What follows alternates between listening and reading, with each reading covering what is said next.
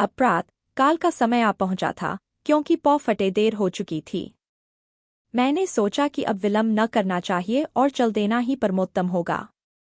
भूमि पर एक सुलगता हुआ सिगार स्वयं गिराकर और फिर उसको उठाने के बहाने से झुककर मैंने दियासलाई में आग लगा दी।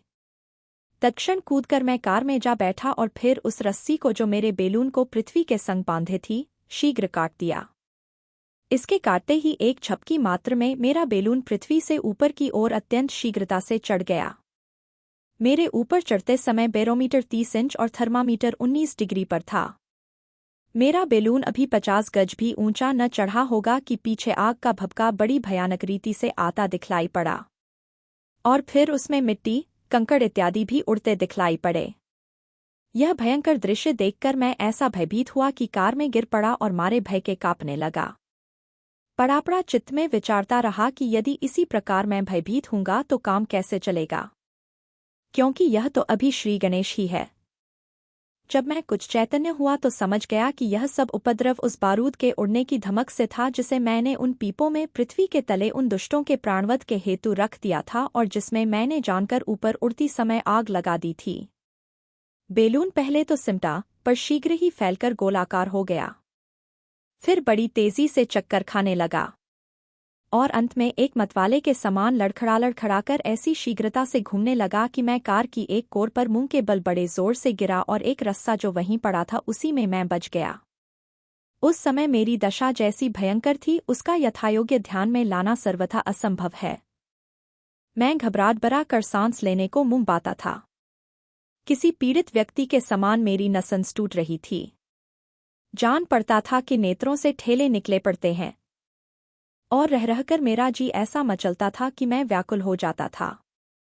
इसके पश्चात मैं मूर्छित होकर गिर पड़ा और अचेत हो गया। इस रीति से मैं कोई 15 मिनट लो लटका झूलता रहा। इतनी बेर लो लटके रहने से जो रक्त मेरे सिर में एकत्रित हो गया था, अब अपने उचित मार्ग में जाने लगा। अब मैं फिर एक बेर बड़े वेग से ऊपर उछला और फिर उसी कोर को पकड़कर कलिया खाने लगा और ऐसा करता करता सिर के बलकार के बीच में बड़े जोर से गिरा। कुछ कालोपरांत जब मैं संभला तो बेलून की चिंता पड़ी और ध्यानपूर्वक इधर-उधर देखने से मालूम हुआ कि वह प्रत्येक विषय में दुरुस्त है, कहीं कुछ बिगड़ा नहीं है। मेरे यंत्र बोझे तथा भोजनादि सभी संरक्षित हैं, क्योंकि मैंने उन सबको अपने अपने स्थान पर ऐसी सावधानी से रखा था कि एक ऐसी छोटी घटना से उनमें कुछ हानि नहीं पड़ सकती थी। इस समय मैंने अपनी घड़ी निकाली और देखने पर मालूम हुआ कि 6 बजा है।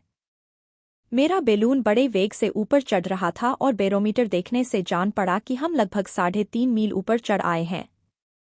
नीचे देखने से ठीक मेरे बेलून के तले समुद्र में एक छोटा काला पदार्थ देख पड़ा जिसका आकार लंब के समान था। मैंने शीघ्र ही टेलीस्कोप निकाला और तब मालूम हुआ कि वह पदार्थ एक जंगी जहाज है और उसके चारों ओर जलामयी दिखलाई देती है। कहीं पृथ्वी नाम मात्र को भी नहीं दिखाई देती। 3-3.5 मील की ऊंचाई पर पहुंचकर मैंने अपने कार से कुछ बोझ नीचे फेंका, पर उससे मेरे बेलून का वेग न बढ़ा। अबलो मुझे कोई शारीरिक पीड़ा नहीं मालूम होती थी। स्वतंत्रतापूर्वक मैं सांस लेता था और सिर में भी कोई पीड़ा नहीं जान पड़ती थी। बिल्ली भी मेरे कोट पर बड़े आनंद से बैठी थी और कनखियों से कबूतरों को देख रही थी। इन कबूतरों के पैर मैंने बांध दिए थे कि जिससे वे भाग न जाए और वे सब भी बैठे दाने चुग रहे थे जो मैंने उनके लिए कार में फेंक दिए थे। 6:30 बजे बैरोमीटर देखने से मालूम हुआ कि मैं लगभग 5 मील ऊंचे चढ़ आया हूँ। मैं यह जानकर बड़ा प्रसन्न हुआ। रेखागणित की गणना से मैं जान सकता था कि पृथ्वी का कितना क्षेत्रफल मेरी दृष्टि के सामने था। सारे भूगोल का 16वां हिस्सा मैं देख रहा था। समुद्र एक स्वच्छ दर्पण के समान मुझे देख पड़ता था। जहाज जो मैंने अभी देखा था उसका अब कहीं पता न था। अब ठहर ठहर कर मेरे सिर में कुछ पीड़ा मालूम होने लगी और विशेषकर कानों के समीप बहुत पीड़ा थी, पर तिस पर भी मैं स्वतंत्रतापूर्वक सांस ले रहा था। मेरे कबूतर और बिल्ली भी दुखी नहीं दिखाई देती थीं। अब मैं बड़े वेग से ऊपर चढ़ रहा था और 7 बजे बैरोमीटर देखने से मालूम हुआ कि मैं 9-9.5 मील से ऊपर निकल आया हूँ। अब मुझे सांस लेने में बड़ी कठिनाई जान पड़ने लगी। मेरे सिर में भी अब बड़ी पीड़ा थी। अपने गालों पर कुछ चिपचिपाहट का बोध होने पर हाथों से टोने से मालूम हुआ कि कान के पर्दों से रुधिर प्रवाह जारी है। इस समय केवल अविचार से मैंने 15 पौंड का बोझ नीचे गिरा दिया। इससे बेलून का वेग अधिकतर बढ़ गया और मुझे इससे भी अधिक पतले वायुमंडल में ले गया, जिसका परिणाम मेरे उद्योग के लिए नाशक हुआ तथा मेरे लिए भी प्राणघातक सरीखा निकला। मैं 5 मिनट तक बिल्कुल बेसुध रहा। मेरी नसंस जकड़ गई थी और जब इसमें कुछ कमी भी हुई तो बड़ी देर के बाद सांस लेता था, और वह भी हांफता हुआ मुंह खोल के तब कहीं सांस ले सकता था। अब मेरी नासिका तथा मेरे नेत्रों से भी रुधिर बह रहा था और प्रवाह बड़े वेग से निकलता जाता था। कबूतर भी बड़े दुख में थे और भाग जाने की चेष्टा कर रहे थे। बिल्ली बड़ी दीनता से म्यू म्यू कर रही थी। उसकी जीभ मुंह से बाहर लटक रही थी, मानो किसी विष के प्रभाव से इधर-उधर लड़खड़ा रही हो।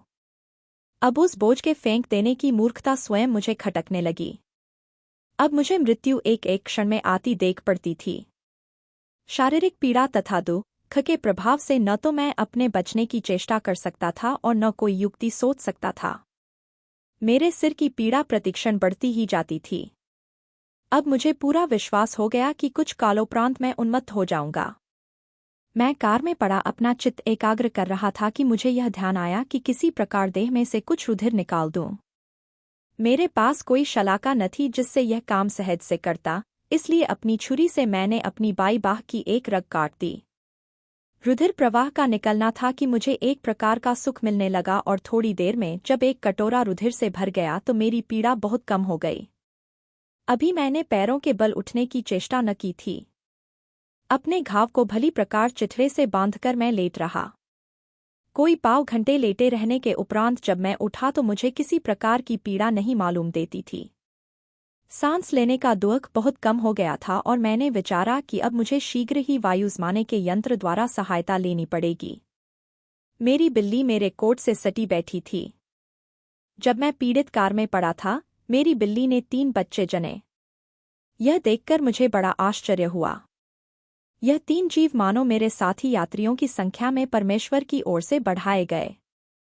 पर जो कुछ हो, मैं इस संख्या वृद्धि पर प्रसन्न था। मेरा यह विचार था कि पृथ्वी तल पर जो वायु का दबाव मनुष्य देह पर पड़ता है, उसमें कमी होना ही मानो इन नाना प्रकार के दुख पीड़ाओं का कारण है। और अब यदि इन बच्चों को कुछ पीड़ा हुई तो मैं समझूंगा कि मेरा विचार मिथ्या है।